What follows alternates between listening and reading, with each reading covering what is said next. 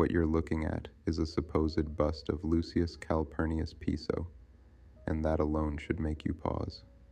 The Calpurni Pisones weren't nobodies. They were one of the most powerful aristocratic families in Rome. Senators, governors, imperial insiders, deeply embedded in politics, philosophy, and literary patronage. Yet here's the strange part. There are very few confirmed busts of the Pisos, no walls of statues, no clean portrait lineage, mostly fragments, disputed identities, and silence. That's not because they lacked power, it's because their power wasn't visual, it was intellectual. Rome didn't only rule with armies, Rome ruled with stories. The Piso family played a major role in funding, protecting, and shaping Roman literature. They sponsored historians, philosophers, and writers.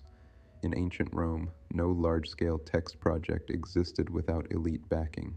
Now here's where the New Testament enters history. There is no contemporary evidence that Jesus wrote anything. There are no writings from eyewitnesses to his life.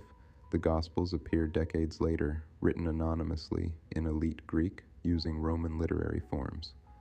This has led many historians to argue that the Jesus of the New Testament is not a historical biography, but a theological and political construction, shaped long after the time period it claims to describe. Within that scholarly debate, Roman aristocratic circles active during and after the Flavian era, including families like the Pisos, are understood to have played a decisive role in writing, editing, and standardizing early Christian texts, not as prophets, as editors, patrons, and architects of narrative. This version of Jesus does not challenge Rome, teaches obedience to authority, rejects rebellion, redirects justice to the afterlife. That theology fits Roman imperial interests perfectly. This doesn't mean there was no historical figure at all. It means the Christ figure people worship today comes from Roman pens, Roman politics, and Roman priorities, not from the mouth of a Galilean peasant. The earliest manuscripts appear after Jerusalem is destroyed in 70 CE. Later councils, backed by empire, decide which gospels survive and which are erased. So the New Testament wasn't written about Jesus by his followers. It was written about a constructed Christ by people in power. You don't need statues when your influence lives in Scripture. You don't need monuments when your power controls belief itself. Some families ruled with stone, others ruled with story, and stories outlive empires.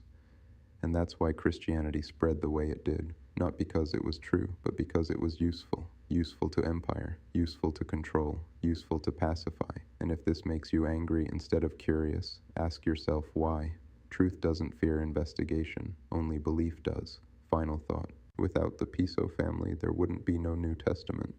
The words you read, the stories you follow, the letters that shaped a movement, none of it survives without the shadow of power they cast. History isn't just prophets and apostles. It's the hands behind the scenes, the families, the politics, the silent currents that hold the pen while the world thinks it's being written by saints.